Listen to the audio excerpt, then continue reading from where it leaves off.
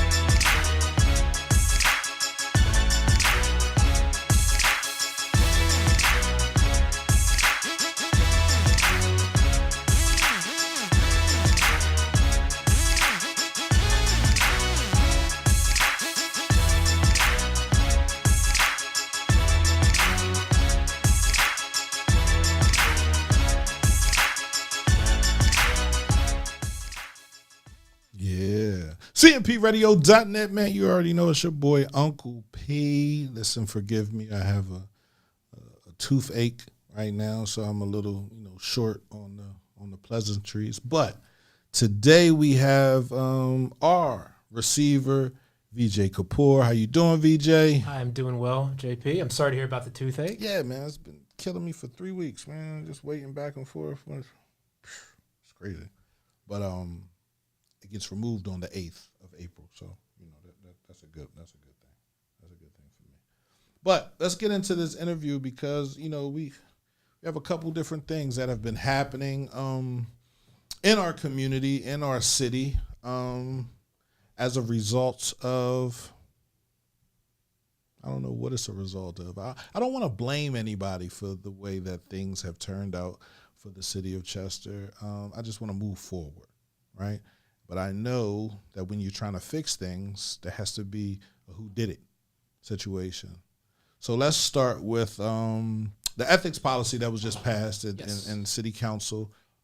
Explain that a little bit to the people that they know what ethics are, but don't really understand ethics as far as politics and sitting in the seat. Sure, JP. And I got to say this happened at last week's council meeting, which was a really big deal. And I really want folks in the community and your listeners to understand that. So, one of the key components of any good government is transparency. It's ethics, right? You got to make sure that the services are being delivered, but you also got to make sure that you're acting right in an appropriate way, a fair way, a transparent way, a way that doesn't have conflicts and other things. And what council did last week was they passed an ethics policy that is stronger than what is currently required by the state. So every public official right now, whether you're a state official like me or you're a local official, is covered by the State Ethics Act. And those have specific rules that deal with conflicts of interest, disclosure of gifts, and other sorts of things. And what the city of Chester mayor and city council did was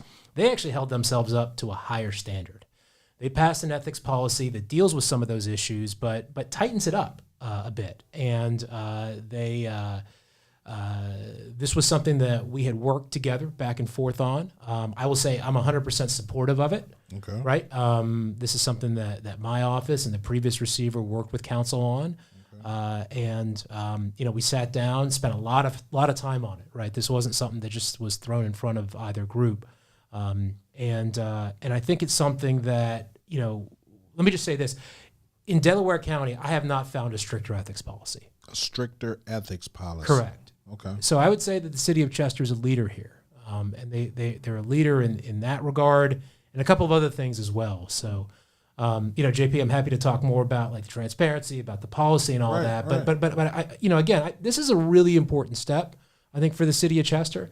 I think the community should be heartened by it. I think people who do business with the city should be heartened by it. And honestly, it really is something to be proud of. And I have a lot of respect for this mayor and city council for doing what they did. Okay.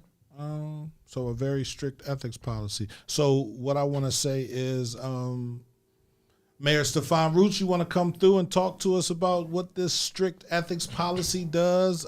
Any of the council men or women that want to come through and talk to the community about what this ethics policy does moving forward, how it holds you to a certain standard, what you can't do, what you can do. I think there was something about a job, like leaving a job and coming right back into another job and how that works, right? So, let's do that, right? Because I'm not hearing a lot of information on the ethics policy, but I would love to know and get some information on that. And JP, I don't mean to interrupt on that, but I can talk a little bit more about some of the things, and then I can talk also about some of the other things that the city of Chester has been doing, right, that are over and above what's required by state law, right? Because you got the State Ethics Act, that's the baseline, right? But again, what city council did was they went over and above. One of the things that they did was with respect to disclosure of any gifts. So under the State Ethics Act, if you take any gifts at over $250 in a year, you've got to disclose that in the next year. For city council, what they're doing is saying that if there's any gifts that are provided, that they actually over a certain amount, that they actually have to be disclosed by the next month, which is much sooner, right? And so that's something, again, that's over and above what's required under state law. Wow. They're also very clear about city council elected officials not being able to serve on paid boards. That's very clear in the ethics policy. And what I'll say too is this is sort of like to me, this is a pattern of actually good governance. Right. There's a couple of other things that the city of Chester does that's not required by state law, and that not all communities in Delaware County do it. So one of the things, if any of your listeners or viewers watch city council meetings, they're live streamed. There's no requirement for council meetings to be live streamed. Those council meetings are recorded. There's no requirement for council meetings to be recorded. When you get an agenda for the city council meeting, the only requirement under state law is just that you're supposed to list what's on the agenda. What city council and the mayor do is they actually put the resolutions and they attach that to the agenda. They have deliberative meetings on the Monday before the council meeting where the different items are discussed. So you don't have a situation where all of a sudden something gets slipped in, at the beginning of a council meeting. So all of those things are actually, they're not required by the law, but there's something that Chester City Council does and the mayor does. And again, that's leading by example in this community. And look, over the last, I've been here for almost 6 years now in different roles. I've been receiver for the last 9 months. I and my former colleague, Mike Dowry, were never afraid, to call people out on this. But just as we called people out on certain things, like we also have to give credit. And I give a lot of credit again to the current mayor and to the current city council on this ethics. And again, I hope it sets an example to other authorities and to other municipalities around Delaware County. Yeah, I've always been able to applaud Mayor Stefan Roots for being able to hold himself accountable. Right. I think that was the thing that we were asking for when we first started the radio station. We were asking for our leaders to be able to hold themselves accountable, to be transparent, to show us what's happening behind. I don't want to feel like the Wizard of Oz. You got this big head and you're talking all this stuff, but it's a whole bunch of extra stuff going on behind the curtain. He hasn't had a problem with that, right? He has been very willing to show, and I applaud him for his efforts, as I do also applaud the people on council, right? The council members that are willing to move this ethics policy forward, right? Without a whole bunch of infighting and stuff like that. So yeah, thank you. And thank you for good leadership, right? This is to the council. This is to the mayor's office. This is to all the employees over there at City Hall. I see what's happening in the city, and I love it. I do, right? These are the things we were asking for before, right? But let's get into Act 73. Sir. Chester Water Authority. I want you to break that down, right? Sure. What happened when Dominic Pileggi or whoever did it? Because it's another senator that had something to do with it as well. Correct? Yeah, it was a state rep outside of Pittsburgh. Okay. And so we talk about this a lot, but let me take a real step back. Yeah, right? go ahead. The whole concept behind what was improperly done here to the city of Chester is that there was legislation that was passed by the General Assembly that targeted the city of Chester and only the city of Chester. Now that's called special legislation. That's the correct legal term. That's what's in the Constitution. But I really want to start calling this targeted legislation because that's what this is. Mm. It was legislation that was targeted to one city and one city only. And basically what it did was that was legislation that was targeted at the city of Chester to change the board composition and really the ownership of the authority from what had been the city of Chester for years, decades, right? Since going the back to the beginning. 1930s, Right. 1939, Since the beginning. even prior before that. Right. That got changed in 2012 by the state legislature when the political power of the city was changing. And so, what I can do is I can talk a little bit about kind of the specifics of that law. What we did was, let me just kind of take a step back and say what we did was my office, both on behalf of myself and on the city of Chester, sued the Chester Water Authority, Delaware County, and Chester County on March 13th, asking the Commonwealth Court to find that this legislation was special legislation, targeted legislation, and was unconstitutional. Now, when doing that, what would have happened if you won, right? And what has happened since? Right. So right now, what's different is this is different than all the other litigation that was going on before. So there were a bunch of other court cases. So this is something I think it's important to just spend a moment on. There were a lot of court cases before this one that dealt with different questions, very narrow questions. The issue of whether or not Act 73 is unconstitutional has never been before a court. No one has ever brought that issue in front of a court. We're doing that for the first time. Okay. So the Supreme Court case that happened in January that found against the city, that dealt with a very narrow issue. It didn't deal with the issue that we're dealing with now. So I know there's a fair amount of people out there saying, wait a second, I thought this was settled already. Like, I thought the city lost. The answer is that issue was not addressed. Wow. So this is so again, what I would say to your viewers is we're starting all over from ground zero on here. And so what would happen is if we're successful, if the court finds that this targeted legislation is unconstitutional, it would mean that the city of Chester, like every other city that's incorporated at authority, would appoint all the members of the board. And the board would change. It would go from 9 members back to 5 members. Again, given where the city was, given what the city was able to do, for the previous decade. So that's important. It's important to understand that distinction. And I'm also happy, JP, if you get a second to kind of explain We can kind of like what the law is on this, because I think sometimes people are confused on this, right? And I can understand why, because this was written in such a way that I think it was written intentionally in a way to confuse people. All right. Well, we have some things to show. We have the receiver Act 73 requirements. Right? Yeah, we got that up here. Yeah. Yep. All right.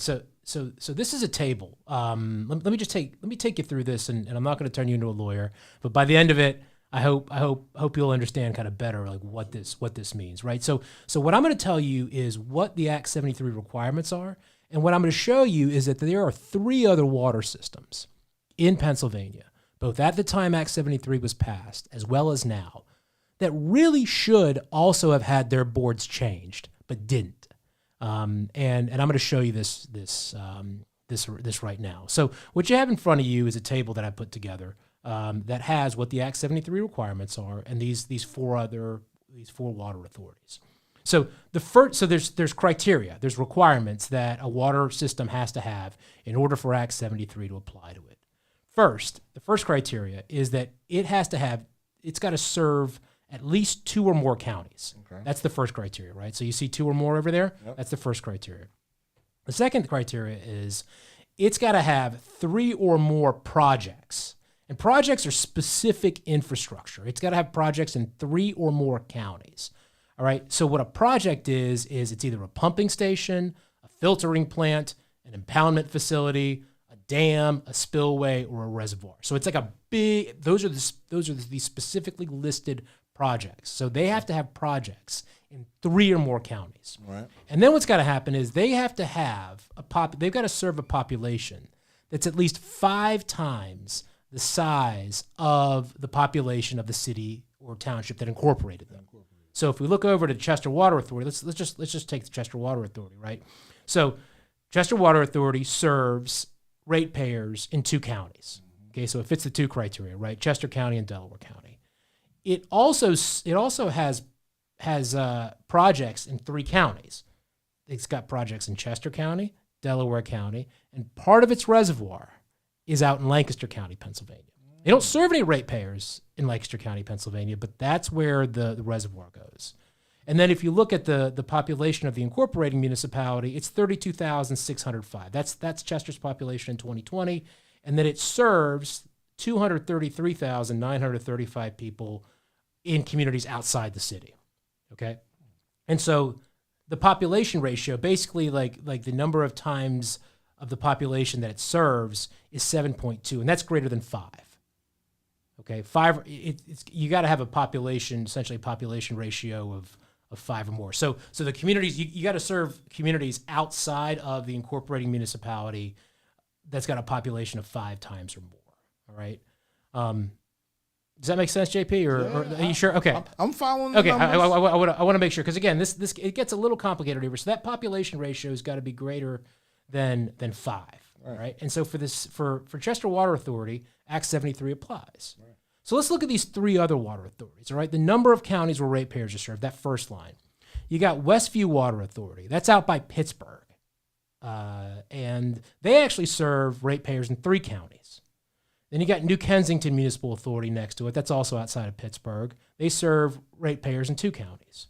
And you got Northampton Borough Municipal Authority. They serve ratepayers in 2 counties as well. So every one of these entities meets that first criteria. Now let's look at the second one, the number of counties with projects. Chester Water Authority, I said, it's got 3, right? Again, you got to have 3 or more, right? Chester Water Authority is the only one that's got 3 or more, right? Everybody else just has projects in 2 counties, all right? So that excludes all of this group.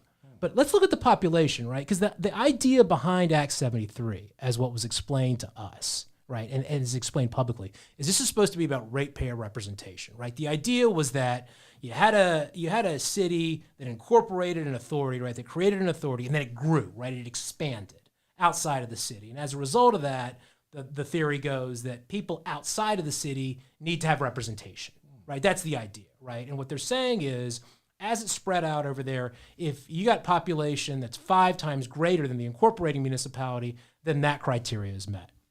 Now, take a look at Westview, right? Or let's start with New Kensington. Let's go over to New Kensington, right? It's got its population of the incorporating municipality is 12,170, all right? And then its population of the combined municipalities outside is 82,556. So that's 6.8, right? So that's greater than 5, and that meets the criteria, right? Then let's look over at Northampton, right? Again, 10,395. That's the population of Northampton Borough. It has grown to serve municipalities with a combined population of 56,603. Okay, that population ratio is 5.4. It's greater than 5, so it meets that criteria. Right. But let's look at Westview, right? Let's take a second at Westview, right? Boy. Yeah, let's look at this. So Westview, right? The borough of Westview Borough incorporated that water authority. It's got a population of 6,685.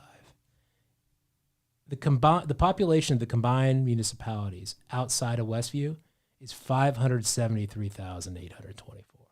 Okay, so that population ratio is 85.8. It's almost 86 times, right? But get this, right? So again, let's take a step back, right? We're talking about ratepayer representation. Here you got Westview that serves 3 counties, right? Chester Water Authority only serves 2, right? And then it's got a population ratio of 86, right? I mean, that is orders of magnitude greater than what the Chester Water Authority serves, right? But here's the deal, right? This only applies to CWA. Act 73 only applies to CWA because of that projects criteria. So if we're looking at this and saying like that is clearly targeted, right? Because if this applies to the Chester Water Authority, and if the idea was ratepayer representation, then it really should also apply. There's no reason why it should not apply to Westview Water Authority, right? Serves places in 3 counties, right? Ratepayers in 3 counties. And serves a much bigger municipalities with a population than the Chester Water Authority, right? Much, and compared to these others, right? And JP, you hinted at this before, right? You're like, well, what's so special about Westview Water Authority? Well, when this was passed, Act 73 was passed, the majority leader of the state house, a gentleman named Representative Michael Turzai, his district was served by Westview Water Authority. So if you look at it, right, and then JP, if you don't mind, like just skipping to the next, I think there's the next slide over here. There's like a little map. Do you mind just kind of moving over there real quick, right, and then we can go back to the table if you want. So here's the deal, right? This is what makes this even more just kind of crazy, right? The only reason that Act 73 applies to the Chester Water Authority and not these others is that part of that reservoir, part of the Octo River Reservoir, goes into Lancaster County. But here's the deal, right? CWA doesn't serve any residents in Lancaster County. So if this is about ratepayer representation, why would you have a criteria like this that has nothing to do with ratepayer representation and make that the key about why it applies to the city of Chester and not to these 3 other entities, right? And that's our argument over here about why this is targeted to the city of Chester and only the city of Chester. Because again, under the argument that you make about ratepayer representation, it really should apply to these other 3 water systems and certainly should apply to Westview. Awesome. Can you explain to me what an authority does? What an authority, creating an authority in a community, what that gives you the power to do? Yep. So what an authority does is an authority is created to do a special job. And it's usually in, I would call it kind of like the public works type of sphere, right? And what it allows you to do is it allows the authority to do that specific job. So like a water authority, right? Provide water, a sewer authority, stormwater authority, ambulance authority, right? Different types of authorities. What it also gives you the power to do is that board will have the power to be able to create fees, rates, that it can then charge the residents or the businesses that are receiving its services. So, it's usually, again, it's usually sort of specific. It's usually to a specific job. There's also kind of general authorities that are also created, but the ones that I think people will be most familiar with are water authorities, sewer authorities, again, some stormwater authorities. Can these authorities hold money? Like I get that they can charge fees so they make money, right? When we talk about buying property, can they buy property? Is it tax free? Can they seize property from other people for not paying their fees and things like that? Is that another thing that authorities can do? Yeah, they can do that. I mean, they have the ability to go in if you're not paying your fees, you can get a lien on your property, go through the same kind of process that you would with delinquent taxes. So they have the ability to do that. They also have the ability to hire and fire people, right? They have the ability to employ consultants. They have the ability to employ professionals. Right. And so, yeah, I mean, they're almost like companies, right? They're almost like mini companies, but they're public. Right. Okay. So back in the day, I believe that when Dominic Pileggi, I don't think he was trying to be malicious, right? I think he was just trying to protect what he was supposed to protect, right? And it was to protect the water authority and share it with other, say, common friends, right? I don't want to. All right, fuck it, I'm gonna say it. Republicans, right? So the Republicans then decide to move and pass Act 73, taking ownership from the city of Chester, giving ownership to Delaware County and Chester County, because at one point all 5 board members were from the city of Chester. Correct. So now we have 9 board members Now, these 9 board members are paid. I think they receive like a $700 a month stipend. Okay. So it's like $8,400 a year. Yeah. Okay. So now these 9 people, they're who you're going up against to sell the water authority? No. So this is a great question, JP. So one of the things that the Supreme Court case found in January was that the entities that could essentially take back the assets from the authority and to monetize them, to basically to do what they wish with them, so to speak, according to law, is the city of Chester, Chester County, and Delaware County. It is not the Chester Water Authority Board. So it would be Delaware County Council, it would be the Chester County Commissioners, and it would be the mayor and city council for the city of Chester. So that's a really important point, because you hear a lot oftentimes from the water authority about saying, well, we need, our board members are sort of opposed to a sale, or our board can stop, a sale or whatever. The Supreme Court, they tried to argue that in the Supreme Court, and the Supreme Court rejected that. The Supreme Court rejected that. Also rejected the argument that the city said that we could just take the assets back ourselves by ourselves. Right. The court was very specific that the ability to take those assets back lies with the city of Chester, Chester County, and Delaware County. Now, even though Act 73 was done illegally, right? If you can prove that it was done illegally, what would that do for the city of Chester and Chester Water Authority? So here's what it would do, right? So it wouldn't change the authority itself, right, in terms of the work it does or its mission. But what would happen is the board would change, and the board would go from 9 members, right, which back to 9 members, 3 of which are appointed by Chester County, 3 by Delaware, and 3 by the city of Chester. It would go back to 5 members, all appointed by the city of Chester. Right. And all that is, JP, is basically treating the city of Chester like everybody else. Because remember what I said over here, like I view this, and I think the facts, like we just went through this, right? I think the facts are very clear that this was targeted to the city of Chester. There is no reason why this should not apply to the Westview Water Authority. There's none, absolutely no reason.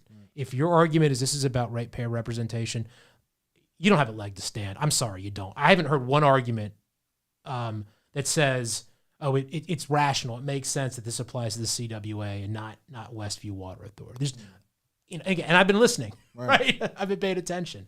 And so what it would do is it would put it back in the rightful place. And the reason why this special legislation or targeted legislation is illegal and unconstitutional, at the end of the day, it's not fair, right? Because if the General Assembly was really worried about ratepayer representation, right? If they were, and again, I think ratepayer representation is probably not a bad thing to be concerned about, right? If it sounds about it, like that sounds to your ear like something that you'd kind of generally be in favor of. Right. Okay, I get that. But the deal is you can't have it apply to only one place. Right. You can't do it. And especially in a situation like this. So like we'll see where it goes, JP, but I again, I'm a lawyer, right? And I read cases, right, and I work with lawyers, right? I talk to lawyers. Right. I haven't seen something as bad as this when it comes to targeted special legislation in a very, very long time. When you say bad, what do you mean bad? Like, is it bad? Is it illegal? Can people go to jail? No. I wouldn't. No, this isn't. Right, let me just say this: unconstitutional. So let me just say it's not criminal. I'm not suggesting any criminality. Let me be very clear to everybody. Let me be clear. When I say bad, there's multiple reasons. One is it's unfair, right? The other thing is it's just disrespectful, right? Like you pass this thing. Right. And then, you basically the Water Authority spends the next decade and a half, making comments about the city of Chester. Right. You remember the billboards that we saw, they took your hospital. Now they want to take your water. Right. Those kinds of things that when you look at this from a lawyer's, I'll take a step back and take my temperature down. When you look at this from a lawyer's end, this is so obviously targeted legislation. It is so obviously targeted legislation, right? And look, those folks at that time may have thought that what they were doing was the right thing. Maybe they thought they were doing that, right? Like, look, like this is, maybe they were worried about the next group coming in and monetizing it, right? Or selling it or privatizing it. But whatever it is, you can't do it. It's illegal. And the other thing, JP, that I just want to throw in here too, just while we're talking about this, is that last council meeting where they passed the ethics policy, where city council passed the ethics policy, they also made their policy clear that they did not want the Chester Water Authority privatized. So back in 2021, you guys you mind if I do a little history here? No. All right. So let me take folks back on this as well. And this is also really, really important to know, is even before receivership, the city of Chester had started a process to try and monetize this water system. They did an RFP process. This started, I believe, in 2019, JP, right? And what they did was they were soliciting bids, and they got 2 bids from private companies, one from Aqua for like $415 million, another from Pennsylvania American Water for like $425 million. And the Chester Water Authority itself actually bid. Chester Water Authority bid $60.8 million on that.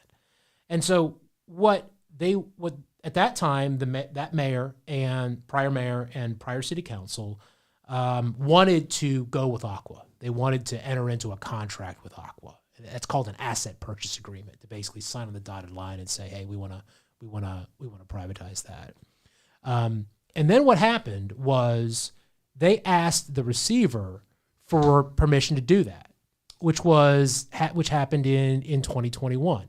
So they passed a resolution that said, hey, Mr. Receiver, we want the ability to sign and enter into this agreement, right? And they passed a resolution in 2021 to do that. And they basically said their policy was they thought it was in the best interest to privatize the Chester Water Authority. That was that mayor and council's policy position and request. The receiver said, no, I'm not going to let you enter into it. He had concerns about privatization. But at the last council meeting, and this is important, the last council meeting, this mayor and council repealed that resolution. They repealed it, and they put in their own resolution, their policy, their statement that said they do not want to privatize the water system. They do not want to sell it to a private company. They're okay with monetization, but it's got to remain in public hands. Okay. And I think that's really important, because for so long, you've maybe been hearing it, I've been hearing it. There's this idea out there, right, that somehow this is some grand conspiracy, right, in order to privatize the water system, right? That we have been gauged, that this has happened since 2019 and DCED is in on it, and all kinds of absolute crazy conspiracy theories. I think it was very important for city council, and again, I give them a lot of credit, to go on the record, very black and white, and say, we're against privatization. We know we need money. We support monetization, but it's got to remain in public hands, right? Which is what the Water Authority's been saying this whole time. But when you say in public hands, like what does public hands look like? You said Chester Water Authority bid on it themselves. Yes. $60.8 million. $60.8 million. And that was just to give the money to Chester so that... Yeah. Okay. Now that's long. I would say it's long since passed, but that's interesting, right? Right. So again, like what if you don't think this applies to you, like why would you bid $60.8 million, right? I mean to give them something for it, right? So we can have it completely, but they didn't have, and I'm not going to say they don't have it. They probably did have the amount of money that they were asking for, but they weren't going to pay that. Would the sale of Chester Water Authority bring Chester out of receivership? I think it would be a component of it. It's something that I think like the city needs revenue going forward. Right. It does. It needs right now the city's tax base can't fully support the city operations.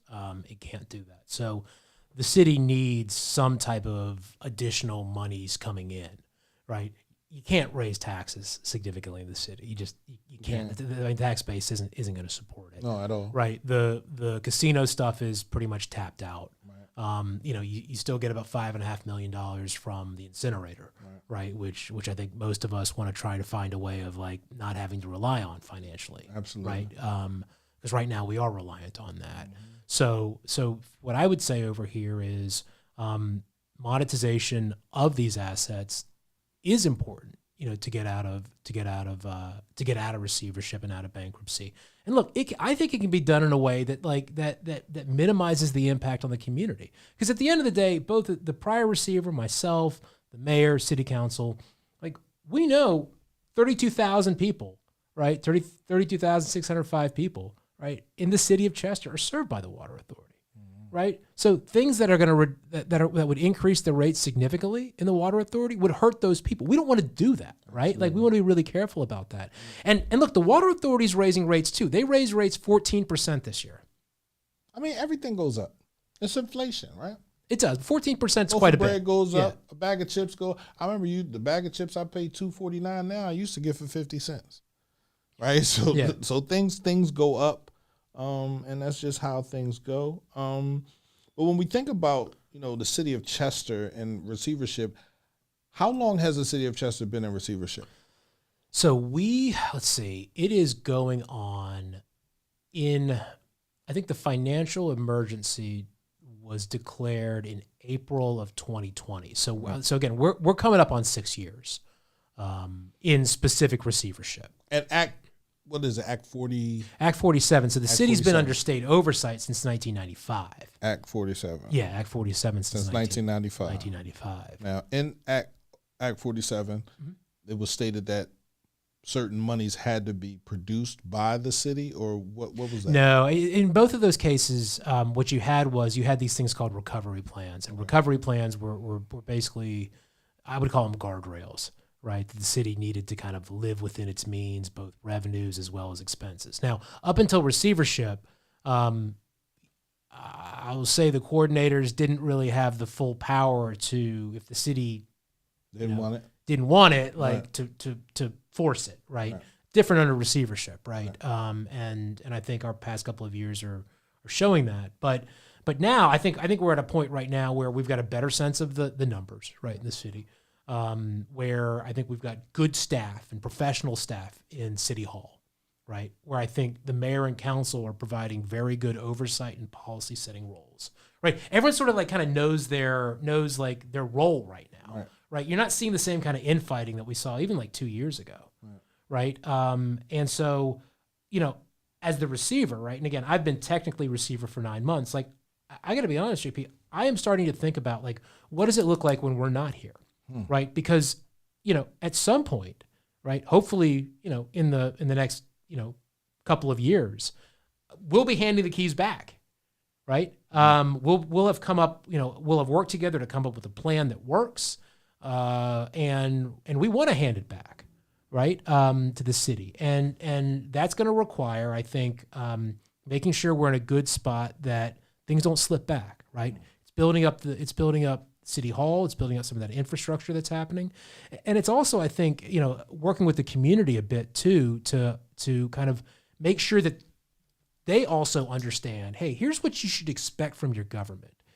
Here's some of the traps that happen, right? Because again, as someone who's kind of works in this field, you can kind of see it, right? What I talked about earlier, having the agenda that doesn't have all the resolutions and thing attached to it, that's a nice way of controlling information, right? That's not good government, right? Not recording meetings or recording them but not live streaming them so that whatever's happened has already occurred, right? All of those sorts of things, right? Like, again, we can't make it at bulletproof, right? But what we can do is we can set up a lot of these like structures, right, and processes that are important. And that's what's on my mind right now. It's trying to figure out exactly like, okay, let's work together to craft the plan, but let's also start to think about like, how do we transition it out? It's by having a strong press. It's by having people like you who ask questions, right? What about this ethics policy? What does it actually do? What about this Act 73? What does it actually do, right? What else is going on in the city? And that to me is like, that's what a healthy government and a healthy city does, right? It's got a city that provides good services, that's transparent to the public, but it's also a public that holds its elected officials accountable, right? When they're not doing good things, they show up at council meetings, right? They're loud, right? But when they are doing good things, you support them. Yes. Right. And look, I've been an elected official. I've been on the receiving end of getting yelled at. Right. I don't like it. Not many people do. But And sometimes you got to take tough votes. And when you do that, you hope that people who in the community who understand that will support you. And again, what I'll say is this last council meeting where city council passed that ethics policy and also made a very clear public statement with regard to the water system. In my mind, there's a lot of turning points, JP, and this is one of the ones where I kind of feel that was a turning point in the council meeting. Now, is it going to be like that forever? Like, I don't know, probably not, right? But I do think it's important to give credit where credit's due, like at that last council meeting. Absolutely, I do. I'm just excited that my community is coming together Yes. and doing the things that it should do. Yeah. Supporting each other and working together to come to a resolution. Yeah, and again, It's hard though selling the water authority. When we think about selling the water authority and privatizing, we got people that work for the water authority. We got people that make their bread and butter off of Chester Water Authority. Would that still remain the same? Would the job still remain? What would happen? Right? It's a question, right? In our water, they say our water is the best water, right? So we got good water. So do we want to give those things up?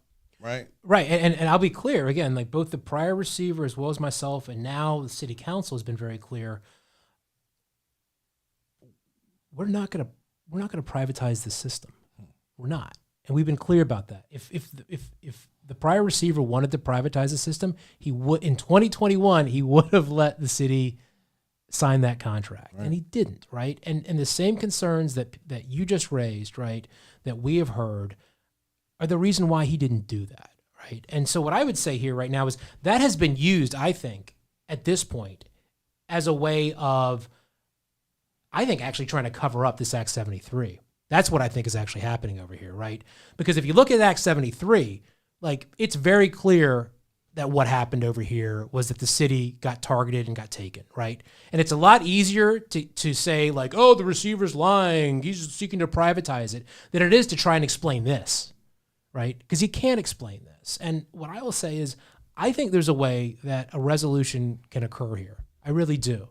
I think the Chester County and Delaware County representatives, but I think any lawyer who's looking at this realizes the trouble, the legal trouble that those places are in. Not criminal stuff, but what I'm saying is the legal argument here. That I think most people who would look at this as a lawyer are like, this is clearly targeted legislation, and that should be a concern to them. And maybe we can reach an agreement, right, that keeps it in public hands, right, that preserves the jobs, but that finds a way to adequately compensate the city, right, for an authority that it created. I always thought that, and this is just me. I don't have any inside information, but that the Chester Water Authority was giving money to, and that's illegal, to give money to the city to make sure the books are balanced. Chester Water Authority, and that's just my thought, right? Here's what's interesting, right? So here's another little bit of factoid. The other part of Act 73, in addition to this changing, was it placed a prohibition against authorities doing exactly what you just talked about, which is spending money and giving it outside of whatever the mission of the authority is. So here's what's interesting, right? Like prior to that wasn't illegal. It wasn't illegal. Nope, not until Act 73, right? That's so if you crazy. think about it, right? So think about this, right? Again, you want to think about time, just think about timing right now. Think about timing, right? In addition to this targeting the city of Chester, that same bill had another paragraph in there that prohibited those types of transactions. Yeah, matter of fact, I knew that was happening, right? Because when we say Act 47 since 1995, well, that meant that the city was short somehow, some way. And so if the city was run by Republicans, then whatever authorities the Republicans had, and listen, I'm not knocking either way, right? Left wing, right wing, it's all the same bird. Right, we've been dealing with that when we think about the bigger things that are happening in our country. But money, the love of money, as a result, is just evil. Right? There are what I would say here is there are too many what's the word? There's too many random things that have happened around this thing at the same time to make too many coincidences. Right. Let me put it that way. Right. And if you look at it in this way, for us, finding that link, I'll tell you, JP, the two things that kind of solidified, I've always believed that this was targeted legislation for years. The two things though that completely like solidified it for me, that really were like, we're finding these three water systems. Because here's the question, like, why would you exclude these water systems, right? Like, if you go back and do it and be like, look, if you're for ratepayer representation, like, why would you target the city of Chester, right? Because, I mean, by and large, like, why not have it apply to these other places, right? Like, why wouldn't you, like, why would you create that project's criteria? Why would you do it, right? Why not have it apply to Westview? Well, and then what you find out, I'm sorry. Westview is, you said it's outside of Pittsburgh. Yeah, just outside of Pittsburgh. And how many counties is three? It serves three. It serves Allegheny County, it serves Butler County, and it serves Beaver County. So what would you consider those counties to be, if you think about Republican or Democrat? Well, they were at the time. So again, they were the individual who represented a large part of that district was Republican. He was the House Majority Leader. The Republicans were the majority in the House in 2012. They were also the majority in the Senate. And at that time, Senator Pileggi was the Senate Majority Leader. So again, you've got the House Majority Leader, you've got the Senate Majority Leader who wants this legislation to apply to the city of Chester, right? And then you got the House Majority Leader that doesn't want it to apply to the water authority in his district. And what was so interesting, JP, because again, this is what kind of solidified it, right? Was that the only person who spoke on the House floor when this bill was passed was Representative Turzai. And what was interesting was he said, look, this bill, this is about ratepayer representation. It applies to authorities where it serves ratepayers in 2 or more counties and has a population of 5 times the size of the incorporating municipality. He didn't say anything about the project's criteria. And I was always like, why is that? Maybe it was an oversight. But remember, that is that one criteria. That thing in here, right, is the one criteria that nobody else meets. That's exactly that makes it apply to the Chester Water Authority and nobody else meets. And it's got nothing to do with think about it. Like, ratepayer representation. Why does it matter where a reservoir is? Why does it matter where a pumping station is if this is about ratepayer representation? Isn't that wild? It is. And so here's the crazy thing, right? So if some reason, like Chester County wanted to annex, that little part of the reservoir that's in Lancaster County, it wouldn't apply. So would you say we should go to Dominic Pileggi and ask him the questions as to why? He probably wouldn't answer though. I don't know. I mean, look, this is for all the people out there that follow journalism and different things like that, right? Go ask Dominic. I'm not doing that right now, right? But you can do that and get the information, right? Because again, we want to know why. Ask Representative Turzai. Where is he? He is outside of Pittsburgh. I believe he is. Spell his name. Turzai. I believe he's a lawyer in private practice. I believe he's a lawyer. He retired from the State House. Okay. But I believe he's a lawyer in Pittsburgh. What's his first name? Michael Turzai. Yeah. Michael Turzai. Let's see if we can get some information from Representative Michael Turzai about why. And it's not like this is confident. I mean, look, they should there. hopefully be able to. This isn't like attorney-client privilege stuff, right? Like, where did this project? That's the question. Where did this project's criteria come from?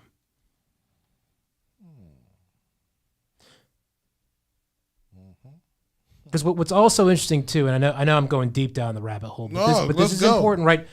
The project. So I mentioned 6 things, right? 6 things that are a project. It's a pumping station, a filtering plant, an impoundment facility, a dam, a spillway, or a reservoir. That's what a project is. But JP, what's interesting is that term project was redefined specifically for this section in the Act. There is a general term of projects that applies to authorities outside of this section that is basically like any pipe, any infrastructure. So not only was this criteria included, that I think was an irrational criteria, JP, they also redefined the way they the term project, so it was even more narrow. Because under the old definition of project, the one that applies to everybody else outside of this, Westview Water Authority would have applied. It would have applied to them, because a pipe, certainly they would have pipes in every one of those counties that served. That's considered a project, generally speaking, when you look at the Municipal Authorities Act. So again, like I know we're sort of going deep down in the rabbit hole, but that's how this was written, right? And to me, like, this isn't written by accident. You include this project's criteria, and then you redefine the term project to make it even more narrow. Like that's not by accident. It's just not. It's not. So let's be honest about it, right? Well, we're not going to be honest about the fact that we didn't want the Democrats to be able to touch the Chester Water Authority and get to the money and help the community, or maybe they were worried about the way they would spend the money. Maybe, I don't know. I would love to know. I would love to get a good answer, but it's not going to be the answer that I need. Is going to be the answer that they give, and they just say, yeah, well, we only did it because it was representation of our bill payers, our rent payers, our rate payers, right? We have people in Delaware County, we have people in Chester County, so why can't they also hold a seat on the board? And it would just be that. But I know it's deeper and it's longer and it's fatter than that, right? So when we think about the community, we think about everything that has been taken from Chester, everything that has been moved to another county, everything that has been moved to another city, and just left here for us to suffer, right? Part of the reason too that I think was important. So not only do I believe like the legal thing on this, right? And we've gone through that. And actually, I appreciate the questions, JP. This is the first time I've been able to explain it in such a great detail, and I think you've got to see where it is. The other thing about here is just like I think it's important for this to be told, for this story to be told, right? And for the city to be able to, stand up for itself here, right? And we're going to get criticized for it. I'm going to get criticized for it, right? That hey, like the Supreme Court ruled, like why are you bringing this back up? Right. But what you'll notice about every one of those criticisms, and listen for them, right? Because I'm going to get them, right? No one is talking about the substance of this argument. Oh. They're going to say, you waited too long. Why'd you wait too long? Or like, well, you're just, you ought to be focused on this, or where are the city's audits, right? Like all of which we're working on, right? But none of it has to do with the substance, right, of what happened here, right? So listen to it. Listen for the distractions when you hear that, when you hear the criticisms come here. Because I would love to hear, again, the substantive response to what I'm talking about over here. Why does it apply to the Chester Water Authority and not Westview? You have people that ask you, what about the city's audits? How far back can you go into an audit? So here's where we are right now. Good question about the audit. So we are currently working on 2022's audits. Hopefully those will be done relatively soon. We're only waiting on one or two pieces. I mean, the good thing is right now, JP, I want to get these things resolved as quickly as possible. We have switched to a new auditing firm. That auditing firm started in January. We are now at the end of March. Again, like I said, we're waiting on a couple of items. We have to pay the auditing firm, correct? This is not money that's coming from your budget. This is coming from city's money. City's budget, right? And everyone's got to do these. But JP, what I'll say to you is we're moving a lot faster on that, and hopefully by the end of this year we'll be caught up, which would be fantastic, right? Because that's something that has taken a long time. How far back can we go with the audits? Because I'm trying to be back in 79. 76, because it's some funny business that done happened in the city. Like I just need explanations for everything. Yeah, right? No, I mean you can go far back on the audits. I don't have. I mean, again, I don't specifically have this at my fingertips, right. But somewhere in the city would have it. No, I don't know if you would if what you're getting at is, right. Hey, can you kind of trace where the money's coming in? Yeah, where's the money coming in? Where's the money going out? Like who's giving the money, right? There's also different ways of doing it, JP. So think about it this way, right? So the easiest way is if money came in, right? So let's just say, like, I'm just say 10 million. Yeah, we're going to be hypothetical here, right? So I want to be very clear about this. How could you get money into an entity, in different ways? One could just give it, right? You can be like, look, I'm going to give it to you, right? So, some authority writes a check to the city. It's a donation. It's an in-kind thing. That's one thing. Another way is by taking over some of the operations that the city would have to do on its own, right? So let's say, you had to do certain type of road paving, right? Instead of the city having to pay that, say $10 million, they're just doing it, right? So it wouldn't appear on the city's books, right? Because you're doing, you see what I mean? So I'm not sure if you're going to find it, right? If you would go back and say, look, I'm looking for 5 million. Let's say it's 5 million, right? And you're going to find it. Or let's say if it's 10, right? I don't think you're necessarily going to find it, right? Like, are you employing people that you're sort of donating to the city, right, to do work, right? There's different ways, again, of kind of getting there that I don't know if you're gonna see it. But regardless, like at the end of the day, it's about fairness, right? I mean, it really, really, truly is. And again, I think that's what's heartening me about the city right now, and it's heartening me about the people in the city. Our folks are standing up, right? They're asking questions like this, right? We're able to see things now, and we're able to be like, wait a second, that doesn't make sense, right? So again, maybe there's an explanation out there. I haven't heard one yet. Maybe they can come on your show, JP, and maybe they can explain. That'd be great. No, like if someone could come on this show and explain to you, like, hey, why does it, make it make sense, right? But you're seeing, I think, the community hold people responsible, and that's what it's about. You're seeing city council and elected officials doing the right thing over here, and we're supposed to hold them accountable too. If we voted for them, they work for us. Correct. Right? Again, right? Anybody that holds any civil servant job, city councilman, a mayor, they work for the community, right? And if the community doesn't like it, we can ask the questions. There is no I'm above you. No, you're put there because we put you there. So you serve us. So we want to know what's going on, right? And just asking the question, but you got to ask the right question, right? You have to ask the right question. And I also think too, I'm going to just say this as well from kind of being in this spot is I don't feel like there's stuff that's hidden over here. Like I know the chief financial officer well in the city, right? Rich Troutman, he's fantastic. Right. The guy is the most ethical guy you'll meet, right? Absolutely. Tom Moore, chief of staff, ethical guy, right? Other city staff, right? Just ethical folks that are trying to do the right thing. And certainly we're looking at things too, right? Like, and so, I mean, I think right now where the city's direction is going is I'm very proud of it. Proud of like the small role that I've been able to play here and my team has been able to play here. I'm proud of the community. I'm proud of the people who are asking questions, and I'm proud of the people who haven't given up, right? Because it's easy to give up in the face of stuff like this. It really is, right? Or just other things that happen to the city. And folks haven't done that here, right? And that's and you can't give up, right? So when we think about like down the road, once bringing new businesses to the city of Chester, bringing, gas stations, market. Yep. Where's that at? Have you had any conversations with anybody? Yeah, so that's a good question, JP. Like where I am on this, I don't think that's going to start to happen until we have our operations better improved and the city's finances are stronger. Okay. Like that's my view on this, right? And this again, and I could be wrong, but this is sort of my take on this. My take is once we get the city out of bankruptcy and out of receivership, once we get the finances completely stabilized, once we get the operations happening, then what's going to start to happen is you're going to see these type of entities want to come in. I think right now there's probably uncertainty here in terms of like the city's direction, right? Because you're not going to want to invest in something like this unless a business owner, unless like you feel like, okay, I think this is going to work, right?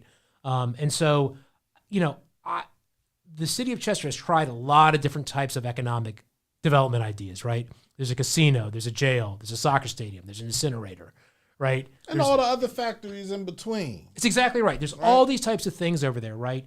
And we still are where we are right now. So my theory on this is, rather than saying like, okay, let's try and create some type of incentive program, because the real estate taxes here are actually, relatively speaking, they're actually low compared to a lot of other places. Right. Now, your wage taxes are higher here than most places, but like looking at it from like, it's not a tax issue. It's actually not a tax issue that's keeping people out. I think it's a perception issue. I think it's an operational type issue over here, and I see my role And the role of City Hall and City Council is to improve those operations, right? And to improve the services. Because if we improve the services, not only are we going to attract those type of businesses, but we're going to make the lives of the residents better, right? Regardless of whether or not a gas station comes in here, it's going to make your life better, right? It's going to make the people across the street better, right? If there's an abandoned vehicle, it gets towed. If there's someone that's doing illegal dumping, that gets stopped, right? If we do the operations right and we stabilize the city's finances, what's going to happen is I think those will start to come in here. They will absolutely do that. So that's my theory on that, JP. I mean, we'll see where it goes, but that's my theory on it. I appreciate you. Every time you come in here, you always bring me good advice. You always bring me good things to think about later. It's whether the people understand what they're hearing, right? And I just want to make sure we're able to give the information that you're giving to us in a way that people can digest and understand. No, we're not out to sell the water authority. We're not out to take jobs. We're looking for our fair portion of the water authority to be given to the city of Chester, right? And then what the city of Chester decides to do with that is not sell it to a privatized institution, but to keep it public, right, for the people so they can continue to drink good water, right? I want to thank you for taking the time out to come through here. Whenever, like I said, whenever you want to come through, the door's always open. Come through. Anything you want to say before you leave? No, I just appreciate you, JP. Thank you. Thank you for everything. I'd love to come back here, in a couple months again. I always enjoy the conversations. Yeah, man. Yeah. And I mean this when I say this, man. Good things are happening in this city. Yes, I see them. Really good things are happening in this city, and it's thanks to the good effort of folks like you, other community leaders, and we're gonna get there, man. Yeah. We're gonna get there. Yeah, we have to get there. Love you, Mom. Miss Zuline Mayfield is watching, man. For anybody that watched this live, man, share this live. Make sure you get it out there to the people. Yes, Chester has been fighting for its life for a long, long time. No, the fight is not over yet. Yes, there will be more fights down the road. But if we don't stick together, we don't understand what we want to see, right? Collectively, what we want to see, we won't see anything but what we saw before. People will come in, take things, and leave. Like thieves in the night. They come in, they take things, they shake your hand, they smile in your face, and then as soon as you turn around to get something else, everything you had in front of you is gone. I love this city for everything that has done for me, everything that has shown me, all the love that it gives to me daily. Stand up for your city. Clean up your city. Let's change the way people perceive your city. That starts with us. That starts with all of us. CMPradio.net, man. I want to thank our guest today, Mr. Vijay Kapoor, the city's receiver. No, he's not here to tear anything up, but he is trying to get to where the money is so that he can leave, right? But he doesn't really want to leave us. I think he wants to stay here for another 20, 30 years. Do you play baseball? No, I don't. I'm looking for some good baseball coaches, man. Jackie Robinson Baseball League should be starting up. It should be playing already. If it's not, I don't understand why it's not. And I don't play baseball, but I love to watch it. I don't have a problem with watching it, man. But thank you for stopping through. Chester, stand up. Let's come together. Mom, what you got going on right now? What's happening? What you need? You were supposed to send me some stuff. I'm sure you did send it to me. I don't be checking my inbox. But I love you on purpose. You already know that. Vijay, I thank you for stopping through. And we're out of here, man. Peace.